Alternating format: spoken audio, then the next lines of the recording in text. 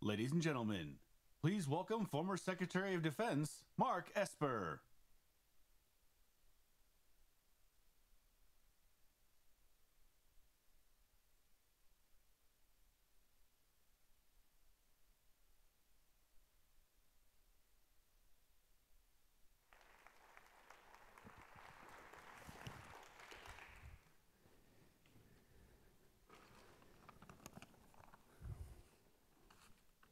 Well, good evening, everybody, and welcome to the Reagan Library. I'm Roger Zackheim, Director of the Ronald Reagan Institute in Washington, D.C.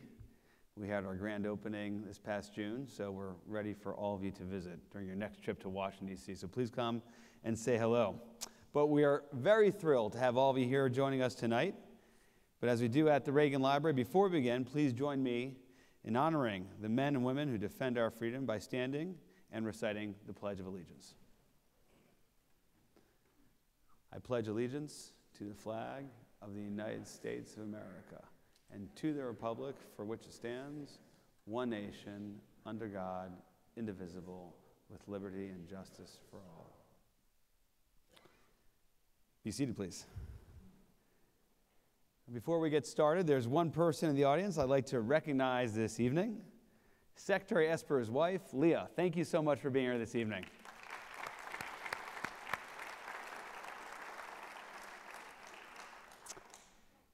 In May of 1981, during the first commencement season of his presidency, Ronald Reagan addressed the graduates of West Point with these words, quote, "The indispensable factor for protection for all that we hold dear is leadership," he said, quote, "the leadership that you offer to this nation.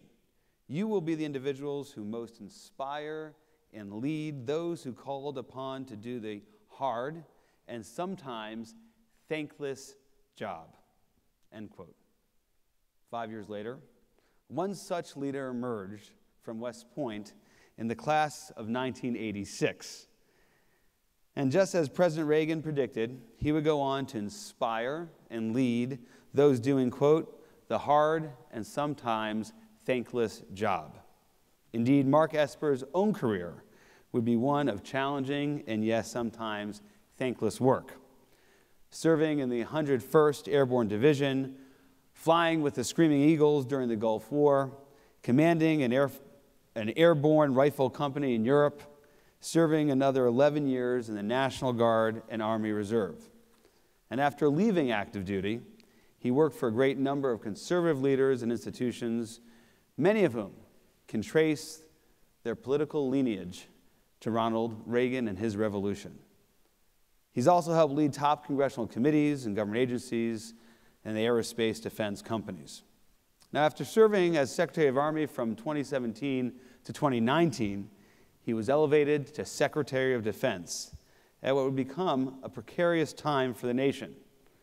Here's the list: conflict with Iran, an ongoing military campaign in Afghanistan, counterterrorism operations in the Middle East, open competition with Russia and China, the greatest civil unrest and political turmoil America has seen in decades, a major recession, and the spread of a global pandemic. That's quite a list. It makes anyone anxious just reading it. Now, he recounts it all in his candid and at times unsettling memoir, A Sacred Oath.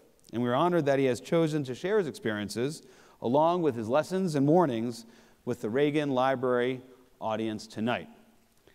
Back in that spring day in 1981, when President Reagan concluded his remarks at West Point, after invoking Douglas MacArthur, he exhorted the graduates to, quote, "do your duty, keep untarnished your honor, and you of the Corps will preserve this country," end quote. In his career thus far, I think it's fair to say that Mark Esper has more than done his duty. He has proven himself to be a man of honor. And in upholding his sacred oath, he has helped preserve this country. The jobs may indeed have seemed thankless at times, Dr. Esper, but tonight, as we welcome you to the Reagan stage, I hope everyone will join me in saying thank you for your service. So ladies and gentlemen, please welcome the 27th U.S. Secretary of Defense, Dr. Mark Esper.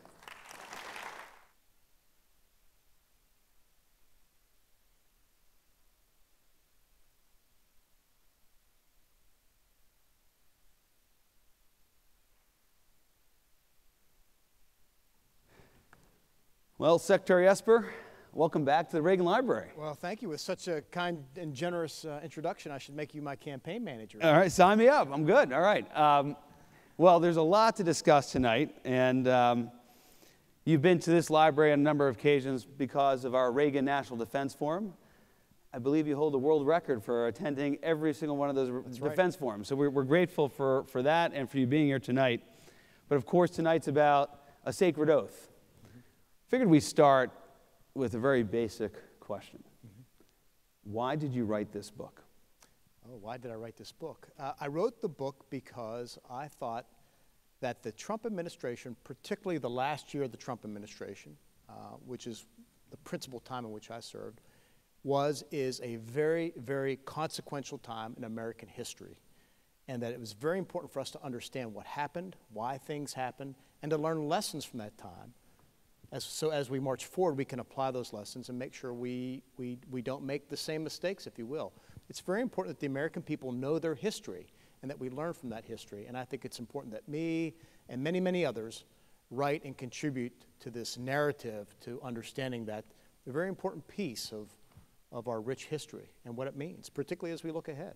So we'll get to some of the key moments during your tenure as Secretary of Defense and the policies you're involved in. And I mean, there's so much there. I went through a list of challenges that are daunting. But just to stick with we had the why. Killer Hornets, too, remember? Say again? The Killer Hornets. The Killer, right, that didn't make the cut. But you're right, we have that, too. But the title of your book's interesting. It doesn't mention the Trump administration by name. You focus on the oath. Why is that the lens through which you think about your time serving as Secretary of Defense during the Trump administration? It really bookends the book itself in terms of focusing on the oath. So it's a great follow-on to your first question because I told you why I wrote the book, but I wrote the book for multiple audiences. The first being the American people and our history, but also for current and future practitioners of government, for students of government, and also for people who serve in the military. And for me, my professional life began at age 18 when I went into West Point and was ingrained from day one with duty, honor, country. And I swore that first oath on the plane at West Point, July 1st, 1982, and raised my right hand and swore an oath to the country. And I believe in oaths. I've only taken two, and they're very important, and one was to the country and one was to my wife. and I don't violate either. And so that has framed my service to country in so many ways, whether it was active duty military, whether it was serving on Capitol Hill, or during my 5 stints at the Pentagon, that when times got tough, I would come back to what is my oath, what is my duty, and to whom is my duty? And my duty was to the country, not to a president, not to a party, not to a philosophy, but to the country. And that is what grounded me. And thank goodness I had my 4 years at West Point and my many years in the service to reinforce those values and those time-honored traditions. So for me, that's kind of what that standard, that principle, it became the lens through which I wanted to kind of focus everything. So I want to pursue this a bit because there's actually a second facet to when you become a Secretary of Defense or anybody in the President's cabinet. On the one hand, you have the oath and duty to country, but you're not elected by the American people. Right. Right? You are serving at the pleasure of the President of the United States. You are an appointee of that administration. You're grinning. We've talked about this perhaps before, but I want you to kind of unpack this a little bit for everybody in the room. Right? The tension, of course, is when you're forced to choose between the oath and the individual, in this case President Trump, that you are serving, serving at his pleasure. Talk a little bit about that tension, and I mean, the book really goes into quite substantial detail of where you felt that tension. Yeah, look, it's a very sophisticated look in some ways in terms of civil military relations and what your oath is as an American serving your country.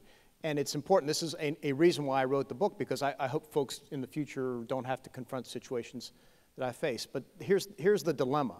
If your oath is to the Constitution, which my oath is, I've taken it a dozen times, you got to keep in mind that Article 1 of the Constitution says, Article 2 of the Constitution says that we have a president who is also the commander-in-chief, and you are bound to obey the orders of the commander-in-chief. And that is where the tension can really become acute.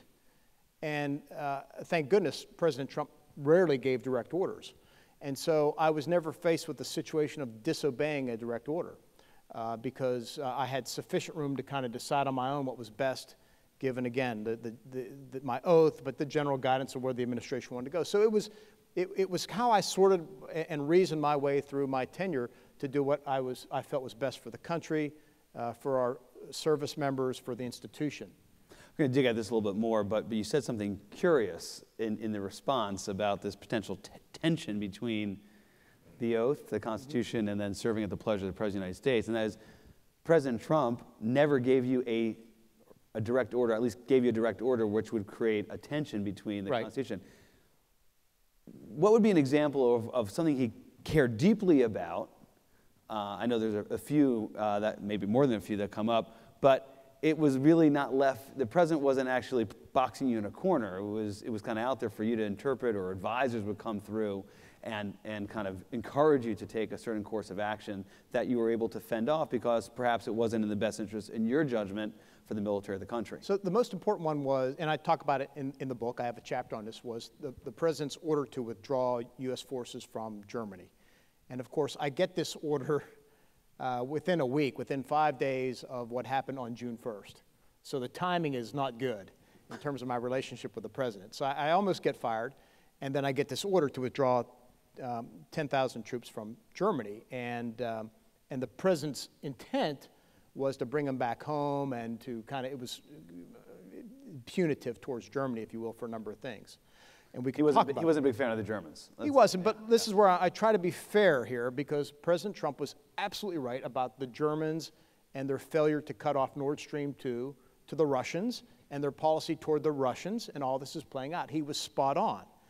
But the way to go about it wasn't to pull 10,000 troops out of Germany and undermine NATO and undermine our ally at the same point. That's counterproductive to what you're trying to do when you're trying to deter the Russians and get the Germans on board. So, but there was sufficient room in his order for me to kind of interpret that. And as I had done with bosses throughout my professional lifetime, I always felt it was my responsibility to understand what they wanted to do and then come back and bring a variety of options that I thought were either more efficient or more effective at achieving them and present those. And that's exactly what I did. I went back and spoke to my commanders. It was maybe one of the first times where I thought, I may have to resign over this one, because if I have to really execute it a certain way, then it would really hurt our strategic place, our strategic situation, and undermine the alliance. And I had, by that time, had begun roughing out my 4 no's, and one of them was no strategic retreats. And so a withdrawal from Germany in a way that could undermine NATO would, in my mind, be a strategic retreat. So I want to get back to June 1st and the 4 no's. We'll get there. That's kind of the really meaty and headline-grabbing component of your book. But let's stick with this Germany example for a moment, because it also gets, Mark, to the craft of being a Secretary of Defense and a leader in the cabinet. I mean, you were really weighing 2 things, as I read it and have discussed with you. President of the United States really didn't like the Germans, felt they were taking advantage, felt they were free riders, which, by the way, many Americans feel that way, and perhaps you share some of those views as well. At the same time, President of the United States really didn't want to get into war. That was a clear view of President Trump. We're not going to get into another war. Right. And I mean, you could take those 2 variables and, you know, say, well, the 10,000 troops risk what? I mean, potentially creating a vacuum. You risk creating a vacuum, undermining the alliance, the unity of the NATO alliance. And look, I felt that I brought a lot to this issue. I served in Europe for 3 years. Right? I was stationed there, so I participated in NATO. I understood NATO. I worked NATO issues on Capitol Hill. I understood the alliance, and it's important in our history. Look, this foundation built by Ronald Reagan and how he invigorated the alliance when he stood at the Berlin Wall. Remember that? And so it was very, very important. And again, I knew that I thought I could figure out a way to really square this in a way that actually could improve things. And we actually, at the end of the day, came up with a way to move troops out of Germany, but reposition them in a way that not just consolidated units, Army units and Air Force to make them more effective, but pushed them further east toward the Russians, and which would call for more NATO troops, more U.S. troops in Romania, in Bulgaria, and I was pushing for the Baltics as well. Now, think how nice that would have been if we had actually followed through on that plan. Right. And we had them there. You would have made President Trump happy and Vladimir Putin unhappy. Pretty good day. And I would have made, right, and I think the current administration would be happy that we would have troops there right now when Putin invaded Ukraine on February 24th. So. And in that respect, President Trump was really prescient, right? The Germans were taking Nord Stream 2 and you know, obviously not cooperating on that front, benefiting from it. And then now, of course, Vladimir Putin has turned off Nord Stream 1 in terms of, and they're feeling the pain for being reliant on Russia for their energy. Let's go back to June 1st, 2020. And so the context here for everybody, and I'm sure all in the audience recall, you had George Floyd murdered. You have protests in cities across the country turned violent. There was a real concern that we had lost control in our cities. President Trump wants it to stop. And he wants to do everything in his power to go ahead and get control of cities where we have lost law and order. Mm-hmm. And then your phone rings. So keep in mind, in Washington, D.C. became the epicenter, at least for a few days, for the protests. And we had fires burning, vandalism in D.C., we had Secret Service injured. We had National Guardsmen injured. So there were violent protests. It wasn't widespread, but there was enough going on that the next morning, Monday morning, June 1st, General Milley and I get called to the White House. General Milley is the chairman of the Joint Chiefs of Staff. Right. He is the principal advisor, no more, no less, to the president and to myself on military matters. So he goes with me. And he and I and Attorney General Bill Barr are there, along with the Vice President and others in the room. And the President is quite enraged. He's up and down out of his chair, waving his arms, that this is happening in the streets of America, particularly in D.C. His view was it made us look weak, the country look weak, made him look weak, and it needed to end. We wanted to stop it. And what he wanted to do was to bring 10,000 troops into the nation's capital to suppress the protests, to get it all under control. And that kind of further sets the scene, if you will, with the 3 or 4 of us sitting in front of the desk and this unfolding. And, you know, Bill Barr and I didn't have a chance to talk beforehand, but he was on my side in terms of saying, look, this is a law enforcement action. DOD can support, if need be, law enforcement. And if we do, we should do it through the National Guard, through the D.C. National Guard. Again, this is where I kind of brought more experience to this. I'd worked these issues in the past as an officer at DOD, and I was a National Guard officer in the D.C. National Guard. So I knew what the D.C. National Guard could and could not do and all that. But at that point in time, when the president's pushing for active duty troops, paratroopers, by the way, to come into the city, Bill Barr and I are standing firm, pushing back, saying this is law enforcement. Milley is helpful as well. He's citing the statistics of what's happening in that city. And the conversation gets really, really rough. And it's at the point in time when the president is calling us, using some foul terms, losers, and turns to the vice president and makes the same comment at him in his direction, that I realized we are at a different level. And we were fortunate enough to kind of walk him back from that. I kind of proposed a move where I would move some active duty forces far south of D.C., nowhere near, but it was enough to get him off the issue. Bill Barr came in and said he'll bring in 5,000 law enforcement. I promised to bring up the guard, and we got out of the room. The key in the Trump White House was once you got your answer, get out of the room immediately. Because somebody, yes for an answer. Because somebody from the back would want to appeal the decision, and so that was the key: is get out, get your decision, get out. So let's just explore this a little bit more. I'm making you revisit trauma, but it's in your book, so I guess it's fair game. I don't understand why this was such a big deal. Like, why was President Trump so focused on active duty paratroopers coming in, as opposed to having 5,000 plus National Guards men and women in the street? I mean, you know, if anything, right, and you're expert in this, the National Guard is better trained, has more knowledge of how to interact with civilians, this type of scenario. Where did the president get this idea from that it had to be active duty? It seems so curious to me that he would have such a strong view on this one particular, and it became obviously. And I don't know. You don't know, okay. This is where experience helps in these situations. I told you I was in the DC National Guard. I also commanded paratroopers. So, I mean, our paratroopers are shock troops. And I don't know who put the idea of the 82nd Airborne. I don't know who put the number 10,000 in his head, but that was what came out. And I knew that would be bad. It would be bad for a number of things, right? First of all, it was too much force, right? It's a law enforcement mission, number one. Number two is to introduce active duty troops into the nation's capital would just be terrible for the country, terrible for the American people, terrible for the institution of DOD, terrible for the military, terrible for the relationship between the American people and their soldiers and their service members. There was nothing good about it, right? I mean, I was a young boy when Kent State happened. I don't remember the event, but I remember the aftermath of it and the fallout and the killing of, we didn't want anything like that to happen. So you could connect the historical dots to understand this was all really bad. Because once you put combat troops in the streets of a city, you're introducing an element you can't control. And so for all those reasons, it just didn't make sense. And again, fortunately, I was supported by Bill Barr, and General Milley, of course, was supportive. And we were able to walk him back, which would have been a very bad decision for this country. Look, it took us, many of you know, it took us decades to recover from what happened during the 70s, the relationship between the U.S. military and the American people from Vietnam and from cases like Kent State and all that. We didn't want to go through that. We had the best military in the world, thanks to Ronald Reagan and others. The best military, the most professional military in the world. And as strong and brave and professional as those troops are, it is a fragile thing. And you have to preserve it. And moments like that in history can really take an institution and tear it apart. I take your point, but in the end of the day, there are troops who are trained to do this type of mission. Called the National Guard. And I think most Americans wouldn't distinguish between the two. And that is.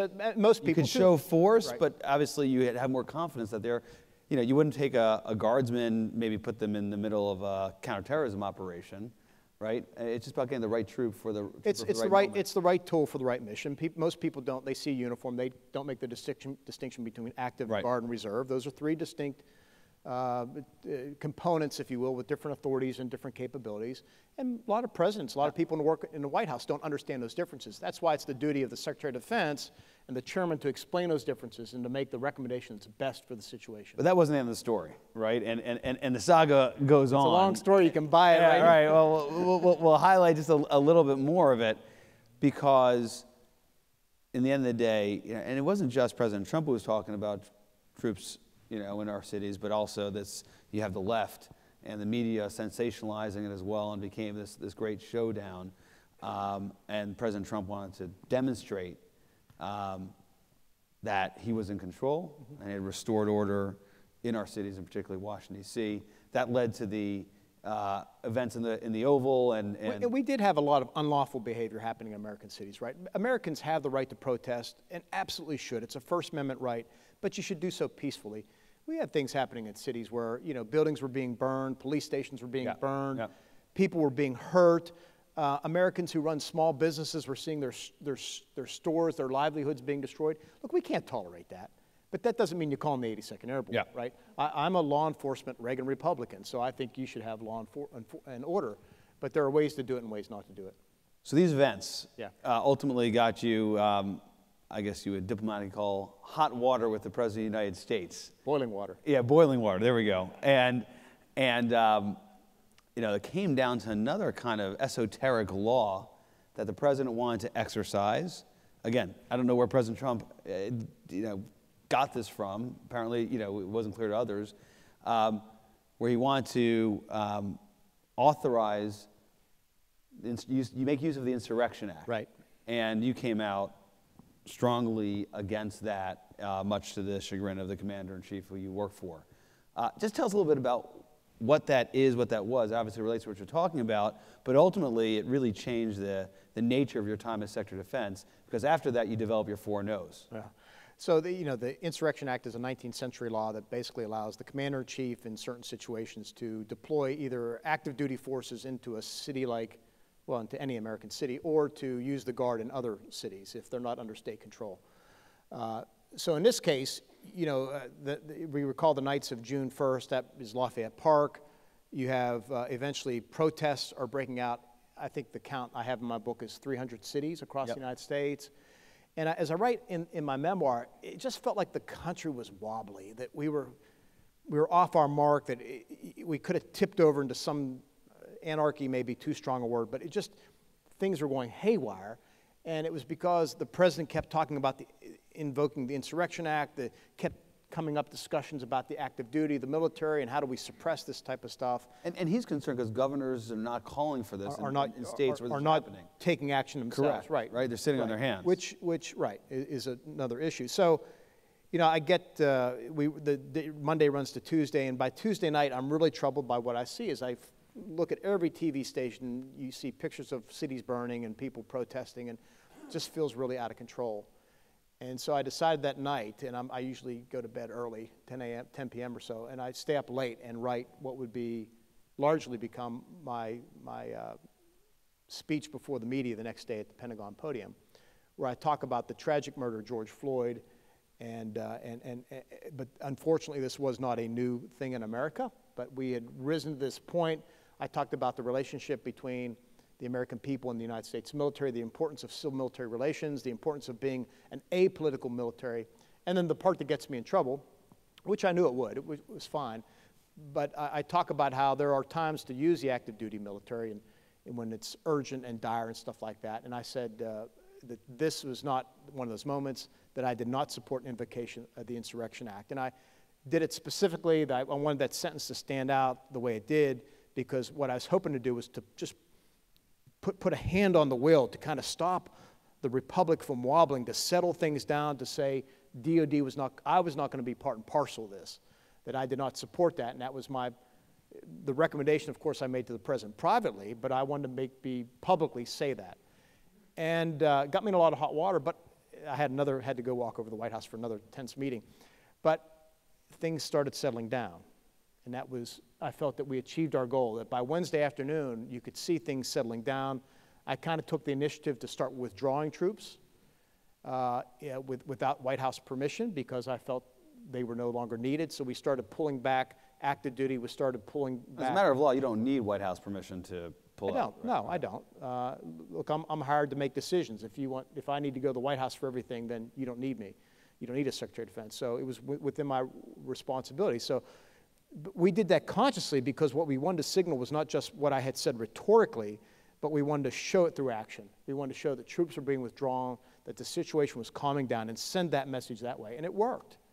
Things started calming down by Wednesday, Thursday, Friday. We kind of really, you saw all the temperature die down, and things settled down. So things settle down in the cities in our country, but they're kind of firing up within the Oval Office. And so you have another encounter with the president. He makes it clear he's unhappy with what you've done. It's a remarkable moment, actually, in the book, because you go from this very tense meeting, president's unhappy with what you said, you show him what you actually said, and then it kind of stops, and then you have to pivot to a very consequential national security meeting about Afghanistan, which leads to the president talking about he wants to take an operation against Iran. And for the life of me, how do you go from the President of the United States coming at you, and then 15 minutes later you're advising the President of the United States about what our policy should be vis-a-vis Iran and whether we should consider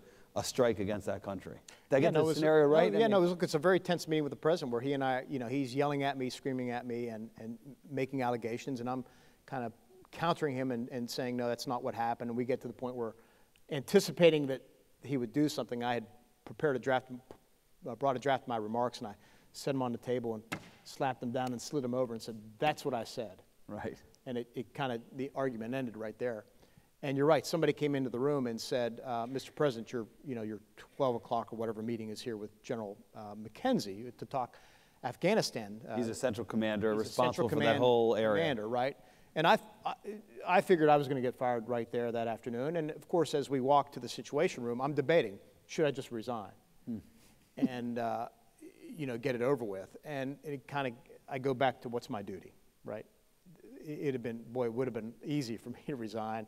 it would have been easy for me, and Leah will tell you, it would have been so much heartache saved and everything. But I decided I had a duty, and it also kind of shaped my thinking as I go into the Situation Room to talk to the president about Afghanistan, which is a very consequential issue, right? 20 years at war.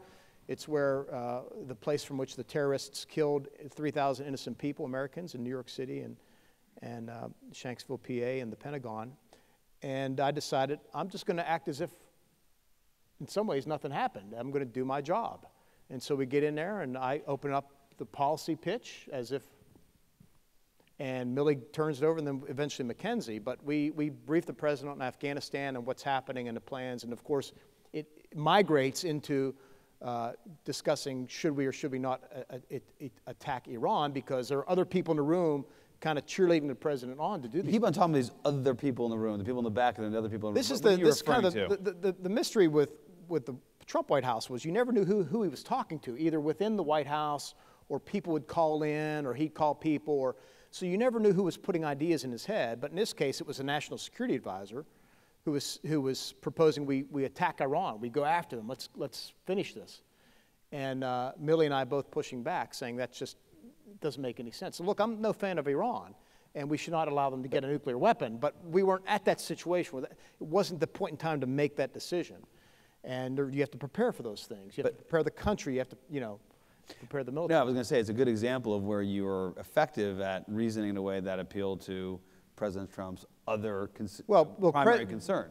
President Trump could be quite unpredictable in many things, in most things, but he was clear on one thing. He did not want to go to war. He was very clear about that. Now, the danger was people would say, if you do this, don't worry, they won't go to war. It'll be clean and easy, and don't worry.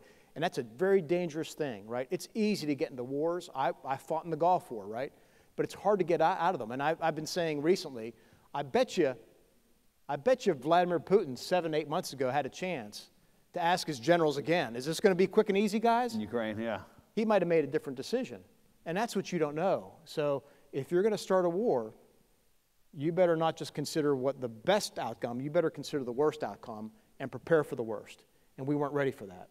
And that was my view and remains my view, that's how you have to approach these situations, because you never know where it'll go. And look, these are our boys and girls, our young men and women who are sitting in harm's way. And you just don't, flippantly go after and do something like that. You have to, these are consequential decisions. It can shape the arc of history in certain people's lives. I was in that situation as a young infantry officer with the 101st.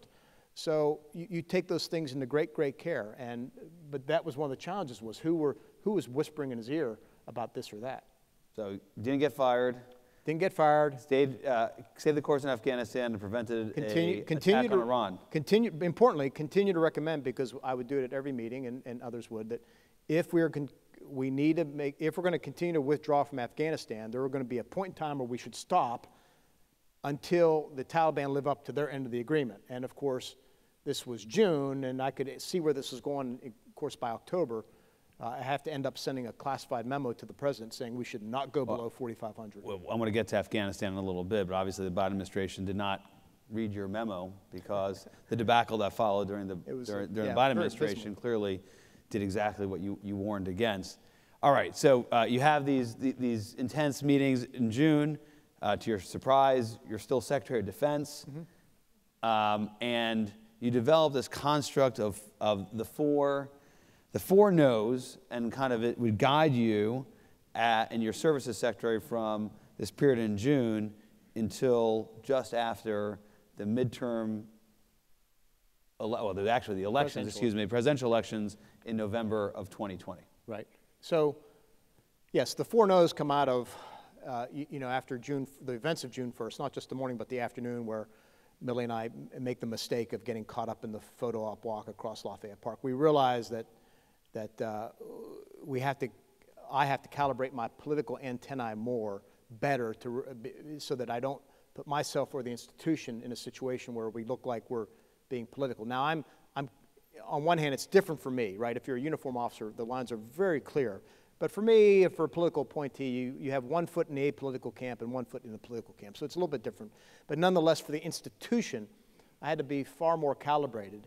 And I come up with the four no's, Millie and I. And by the way, the four no's are not just what comes out of June 1st. There are events leading up to this from 6 months prior, going back to January. And I talk about in the book the proposal to send 250,000 troops to the border, the idea to shoot missiles into Mexico to take out the drug labs, things like that. The four no's end up being no politicization. Perhaps we shouldn't gloss over those last two recommendations. Would you mind repeating them one more time, some of the other ideas that perhaps you didn't want to get behind? Talk about the missiles into Mexico. That one caught my attention. Well, they're kind of related. Stephen Miller proposes to me in an Oval Office meeting. And he's the advisor inside the White House on immigration, that we send 250,000 troops to the border to stop the caravans that are coming north. And I thought he was joking, and as I write in the book, he was not joking, he was dead serious, and plans had already begun through the Department of Homeland Security. And I go back, I write about this in the book, I go back to the Pentagon a day or so later, Millie's in my office and my chief of staff, and I say, Stephen Miller mentioned this idea about putting 250,000 troops to the border. I said, I just need to be careful, because goofy things happen. This is where experience teaches you that goofy things happen, and you just got to check. I said, check with Northern Command. Make sure they're not doing anything goofy. And Northern Command is the command responsible for the kind of military around the border of North America. Yeah, right, for the border, for floods and hurricanes and all that stuff. So Millie comes back days later, and he's waving a piece of paper, and in that voice, Secretary, you're not going to believe this. And I'm thinking, well, what am I not going to believe now? Because I've lived a lot here lately. And he says, here are the plans. Northern Command, Northcom, was working on plans with DHS to send 250,000 troops to the border. How does that happen? You're the Secretary of Defense. You're the only one in the chain of command. Were you able to figure out how Northern Command got the order? From who? There's things happening all the time in an institution of 2.8 million people, the largest in the United States government, maybe the largest in the world, second to the People's Liberation Army. So people are doing great stuff all the time, but sometimes folks, their political antennae isn't calibrated either. And yes, I write how I was disappointed that nobody thought to kind of raise that flag up and say, hey, are you guys, Millie, Esper, are you guys aware that this is going on? But we had to find out the hard way. And I was able to put an end to it. Now, this is important because it affects, you made an important point that affects my decision-making why to stay in office, because there are only two positions in the entire United States government that can deploy U.S. military troops, the President and the Secretary of Defense, right? And the President wasn't going to do it. So it came down to this singularly important position. I could send troops out, I could bring troops back, I could decide not to send troops, I could decide to send troops, but only my pen could do that, only my signature could do that. So it was a very powerful tool. And so when that order came up, I said, tell them to stop immediately. And I said, if anybody has any complaints, whether in my building or DHS or the White House, tell them to call me, and I'll tell them why we're not going to do that. And I never heard a peep. Okay, stupid question. Why is it a bad idea? Because the border's an issue. You would concede the point there. I mean, we're seeing it right now. Oh, yeah, it's terrible. 250,000 troops on the border. Why is that a bad idea? Well, we don't have 250,000 troops to begin, right? Believe it or not, to muster 250,000 troops would be every single unit in the United States Army. We'd have to pull them back from Korea and Germany and everywhere else, and even then, I'm not sure. It's ridiculous. You don't need 250,000 troops to deal with the people coming across the border. First of all, it's a DHS mission, a Homeland Security mission. It's not a military mission. Now that said, Republican and Democratic administrations for years now troops on the border. Yeah, we've always had troops supporting DHS on the border. So that's not a new thing. I had no issues with a few thousand troops providing support, but 250,000 troops, we hadn't deployed that many since Gulf War. Because we didn't deploy that many to Afghanistan. So it was just ridiculous. And then to do what, right? To stand shoulder to shoulder with M16s and what are we, it's just. Human wall. It's absurd. So that was one event. And then the second one was President Trump wanted to shoot Mexico's missiles into Mexico to knock out the drug labs. And this is where I write in the book. Again, I try and be fair to folks. The president was sincere about drugs in American cities and communities. We've all seen it, right? We've all seen the ravages of drugs, and I get where he was going. Like, if you could knock these guys out, why not do it? And try and cut the flow of fentanyl or opioids or whatever's coming up from Latin America. But that's not the way you do it. And so on one hand, I was sympathetic, but I had to talk him out of this and say that's not the way to do it. It would be against the law. It's an act of war to shoot missiles into another country. There are better ways to do that. We should go revisit our cooperation programs. You know, I had traveled in the past, for example, to South America on congressional delegations. I had a little bit of knowledge about our programs. So, but it was another way where I could kind of talk him out of that, what I thought would have been a really bad decision for him. But his heart was in the right place in terms of trying to stop the flow of drugs into American cities. Great. So we have 4 no's. Sounds like we got good examples of no misuse of the military. No misuse right? of the military, no unnecessary wars, no politicization of DOD, and no strategic retreats. So Germany would have been a strategic retreat. Troops in the cities of America would have been misuse of the military, and there's some other stuff, but yes.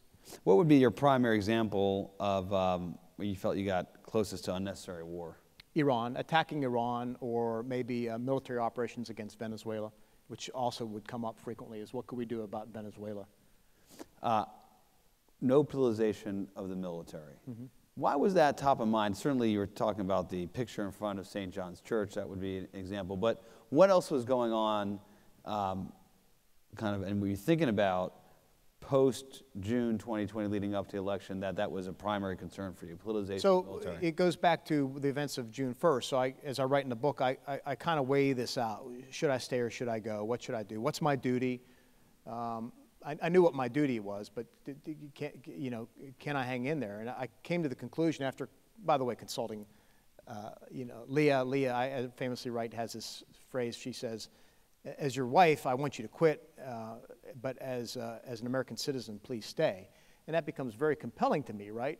And it kind of summed up what I felt. And she was closest to me, so she's going through all this drama with me, the hard days and long nights. And then I consult others, former predecessors from both parties, Colin Powell, who had become a mentor of mine.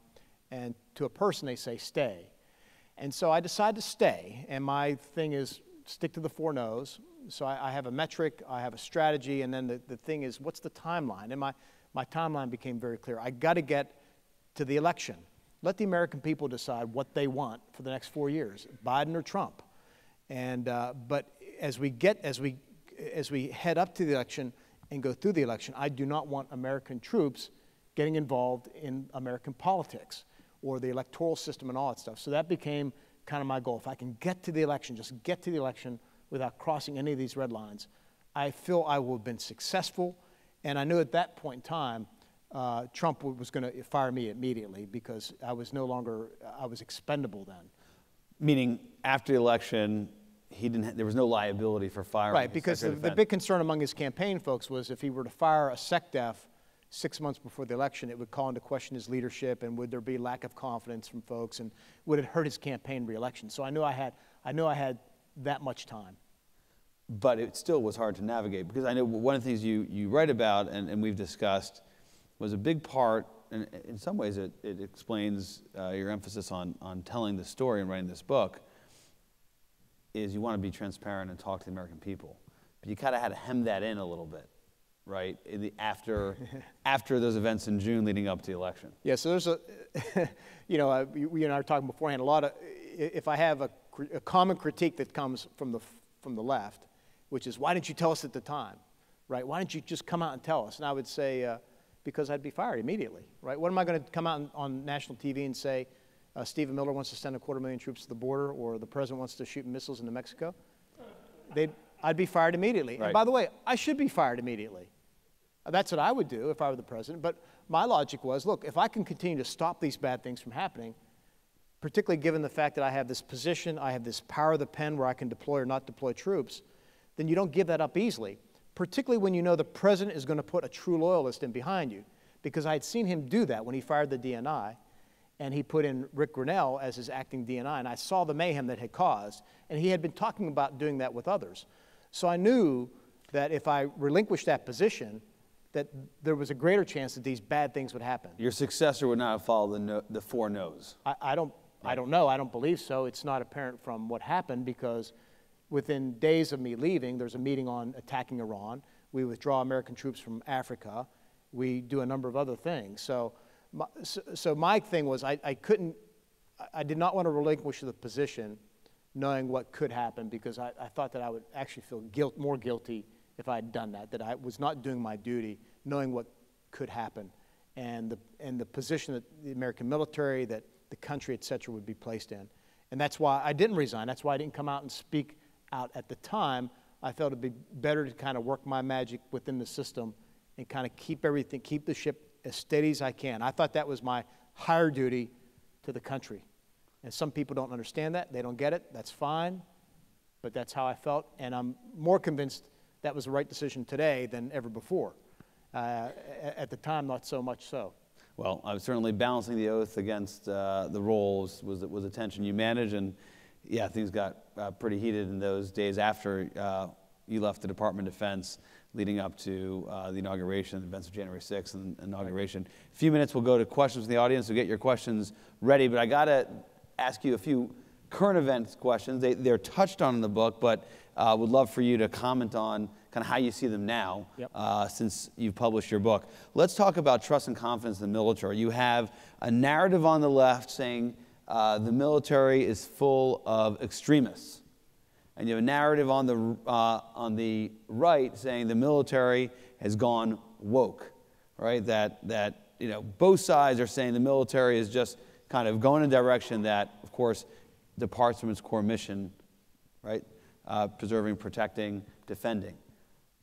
What is going on with the military? We have to worry about wokeism, extremism. And we know one thing, they're having difficulty recruiting Americans to serve. Yeah. Look, we got the greatest military in the world, and I believe in history, and it's because of our young men and women who serve in uniform. And they're not extremists, they're patriots. And it's completely unfair to kind of characterize any of them like that. Now look, as Secretary of the Army in 2018, we would always, as a recruiting process, make sure that we scrubbed people out of the system who came in with some of those beliefs. And every year it was a handful or so. So it wasn't many. And we took a lot of due diligence to kind of get that out of our system. Because look, at the end of the day, we reflect American society, and we should reflect American society. So we bring in 100,000 kids a year into the military from all parts of the country, different cultures, different mindsets, different values, and we try and bring them into one and teach them that, you know, duty first, mission to country, oath of office, all those important things. But we do get people who bring in views that are incompatible with military service. They're incompatible with the military, and we get them out quickly. But you're talking like handfuls. So I think that characterization is completely wrong, and we should just dismiss it. I think Secretary Austin said something the same. It's completely unfair. Look, what I want to see from the Pentagon, what I focused on during my tenure as both Secretary of the Army and Secretary of Defense, is a focus on readiness and warfighting and defending the country, and that's what we need to focus on. Not some of the other things that are being talked about these days that I hear coming out of the Pentagon at times. Let's focus on warfighting, preparing, defending the country, those things that are most critical to America's security. Well, mentioned focus on warfighting. I got two more questions, and we'll go to the audience. Taiwan. Right. We had Nancy Pelosi, Speaker of the House, visit Taiwan this summer. The Chinese did not like that. Yeah. They responded with military aggression to, you know, the Speaker of the House taking a delegation into Taiwan. You worked this issue for years, highlighted it in terms of being a flashpoint, in terms of you thinking about China. President Biden, on at least 4 occasions, has suggested that the United States will defend Taiwan. And each occasion, his staff, which the press refers to as the White House, says, no, our policy of strategic ambiguity, which is we're not going to let anybody know exactly what we will or will not do to support Taiwan. Secretary Esper, is strategic ambiguity strategically beneficial for us or the Chinese right now? And what should we be doing vis-a-vis Taiwan? So I'm going to answer your question, but first I want to talk about this because it's important with regard to how I wrote the book. So for those of you who are thinking about getting the book or as you read it, it's a memoir that's, of course, mostly retrospective, but I also tried to speak prospectively in key parts. So as you read through there, you'll come across a chapter on the withdrawal of troops from Germany, where I talk about the need to have more forces deployed to the east, that we can't trust Putin, so forth and so on. I talk about my concerns about the all-volunteer military, and I have an op-ed today that's out, and it looks like the Army is going to miss their marks on the all-volunteer force. So I tried to be prospective in terms of the things I talk about. In the chapter on China, I talk about Taiwan and strategic ambiguity in our policy. And the bottom line that I've been saying now is I think the one China policy has run its course, It's no longer useful in its current mode. I think strategic ambiguity has run its course. And I give President Biden credit for 4 times now saying that we would come to the assistance of this small, robust democracy that sits 100 miles off the coast of mainland China and is being bullied by the Chinese Communist Party. We should support and defend them. And I was in Taiwan meeting with their leadership, President Tsai, just a couple weeks before Speaker Pelosi traveled. Speaker Pelosi was absolutely right to travel. We should not have the travel plans of American officials dictated by the Chinese Communist Party. And so for all those reasons, look, I think we need to have this national discussion about strategic ambiguity. It has run its course. The Congress, I think, is leading the White House on this. Maybe not Joe Biden, but the White House. And I think the administration, it's more dangerous, I think, at this point in time to be ambiguous than not. The Chinese certainly are not. They've violated the one China policy. They have undermined so much of that architecture that has been built up over 50 years now of our relationship with Taiwan and China. So we need to respond. We need to be on the initiative, not responding to the Chinese. And I feel too much these days, we, the administration, maybe not Biden, but we are reacting to the Chinese instead of driving it. Well, let's go one example of self-deterrence to another. Last headline question before we go to the audience. Ukraine. Russia, of course, invaded in February. Many people felt that Ukraine couldn't withstand that invasion. They have. Not only that, in recent weeks, the Ukrainians have taken back territory that the Russians took after the invasion in February of 2022. Now the discussion is Vladimir Putin, because he's left with no choice, may use tactical nuclear weapons to counter Ukrainian advances. And of course, we have to be careful and maybe even cut out the Ukrainians from their objectives in order to give Putin a win so he won't use nuclear weapons. I've slightly editorialized my view on this. I meant to ask you a question. What do you think of that, Dr. Esper? What would Reagan do? President Reagan would help the Ukrainian people. I mean, they've been courageous and bold and tenacious, and they're fighting for their lives, their country, their culture, and I think they deserve all of our support. They're on the front lines of this great power competition that's pitting the world's autocracies, namely Russia and China, against the world's democracies. And I think we're in a good spot now with the West. I think most countries in the West, to include extending into Japan and Australia, have done the right thing. We could talk about Germany a little bit, but I do think the administration at times has been behind the ball. They said the wrong things. Remember early on, Biden was saying whether it's a minor incursion versus a major incursion, and then there was, why not send this versus that weapon system? And then we were concerned about, how would Putin react if Sweden and Finland joined the alliance and they're just a couple votes away. We're exercising more self-deterrence against Putin than need be. We're too concerned about this or that, and I think what we should do is, again, follow our principles, do what Ronald Reagan would do, support the Ukrainian people, give them the arms they need, the material they need, and allow them to beat the Russians and win. And they can win. And I think if they can, it's going to be a big blow to Putin personally and to this movement, this growing collaboration, if not partnership, if not alliance, between Beijing and Moscow that we need to be concerned about in this century, or else it's not going to bode well for the Western democracy. All right, questions from the audience for Secretary Mark Esper. Let's go over here, this gentleman right here in the front. Well, I guess here, that works too. Last month, there's been a number of articles in the magazines, newspapers, stating that China now has the most technologically powerful and the largest navy in the world. Do you agree with that? And what must be done to stop them? So the answer is yes and no. I have a chapter on this in my book. China now does have the largest navy in the world, but it's not the most technologically advanced. We still have the most technologically advanced navy in the world. We have 11 aircraft carriers. They have 3. Our advanced submarines, our destroyers are far more capable than theirs. But look, we call it capacity in the military, is important. If we're going to continue to control the sea lanes, protect freedom of navigation, protect the free flow of commerce through the South China Sea, then we have to have a navy big enough to defend those waters and to do it without running our navy into the ground. So our navy needs to grow much, much larger. You know, at the end of my tenure, I proposed Battle Force 2045, which was a combination of manned and unmanned ships that would take the current count of Navy ships, which is around 290, and get it above 500, because I think that's what we need.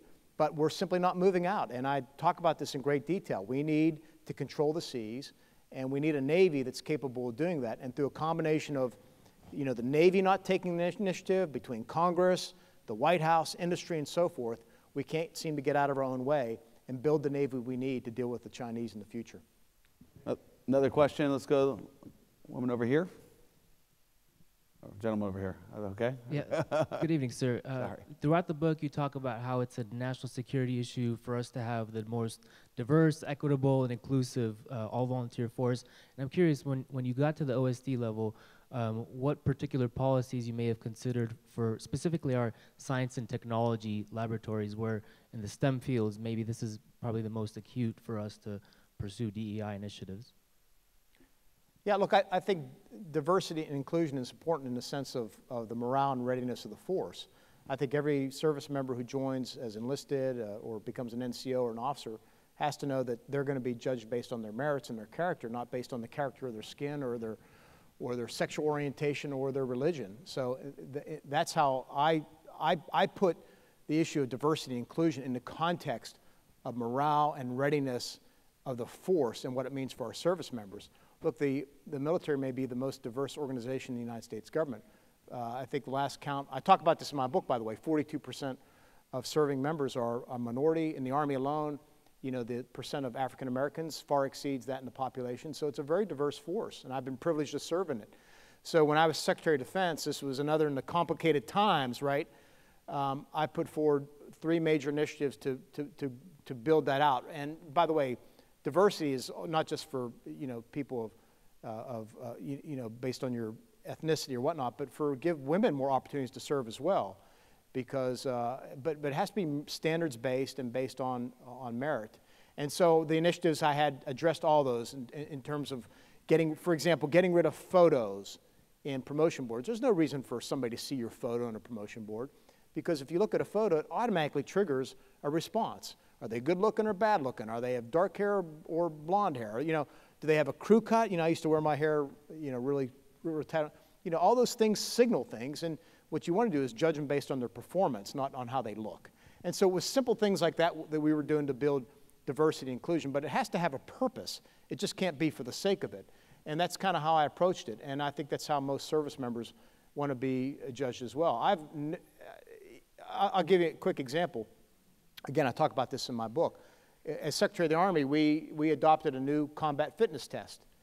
And the combat fitness test included six different elements that were very tough and demanding. It was the toughest, and it's still, by the way, out there, but we had lawmakers on Capitol Hill that wanted to water it down because they thought enough women couldn't pass the test. And the Army now recently is starting to succumb to that.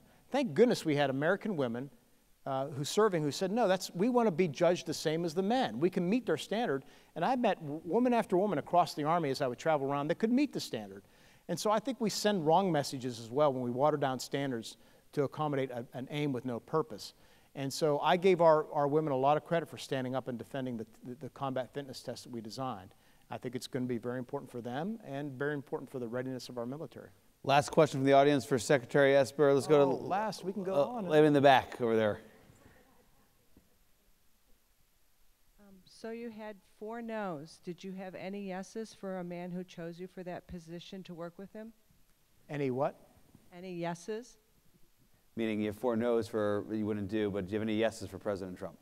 Look, I know folks don't like to hear it because it seems so binary to too many people that it's either black or white. You either love Trump and everything he did was great, or you hate Trump, and that's not the case. Look, if you're a Republican like I am, you look back over his 4 years, there are things that he accomplished that were good, right? You may not like him, maybe other people here don't like him, but you know, we had lower taxes, we had deregulation, we put a lot of money into to rebuild the military. There were a lot of things. I believe in border security. I think building the border wall was the right thing to do. Now, I also believe we need new immigration laws, and I'm a grandson of an immigrant, so I believe in immigration. But there's a lot of good things that I think as administration, his policy, he did as administration did, that I was very supportive on, that I absolutely said yes to. But there are a lot of things that as I've recounted in the book, that I've said no to as well. And that's kind of my advice for Republicans as they look ahead. I describe myself as a Reagan Republican, and I say, look, if you want policies, traditional conservative policies, lower taxes, deregulation, conservative judges, strong military, we were talking about this beforehand, border security, then you can get that there are candidates out there that will deliver that without the baggage and coarseness and self-centeredness that Donald Trump brings. And that's the leaders we need to look to in the future. And that's who we need to celebrate. We need to find those leaders and elevate them, because we need somebody that can bring the country together. As I go on the road, we talk about issues in the country, and I talk about, people ask me, what's the greatest threat facing the country these days? And everybody expects me to say China. And China is indeed the greatest external threat we face. But in my mind, the greatest threat we face is extreme partisanship in this country. And it's coming from both sides. And it's bad, and it's tearing us apart. It's burning down our institutions. And it's really putting Americans against Americans. And we need to find that leader that will bring us up. And I tell folks, look, we've been here before, right? Many of us are old enough to remember the 70s. We had long gas lines then. We had high inflation, high interest rates back then. We had the tragic killing of, Israeli athletes in Munich. We had the Iran hostage crisis. We had Desert One. A lot of bad things happened, right? And we're feeling down on ourselves. Jimmy Carter was telling us we don't have enough energy, so put sweaters on in the winter. And then Ronald Reagan came along. Ronald Reagan came along, and he offered a new vision. He told us about the shining city on the hill, and he lifted us up and brought this country together. And we had a wonderful, at least I thought, the country took off, and we found that new renaissance in our country. So I think that next great American leader is there. I think we need to move on in both parties to a next generation of leaders. And I think it'll be that person that will bring us back together and get us to where we need to be as the great country that we are. Secretary Mark Esper, thank you for joining us this evening. Congratulations on your work.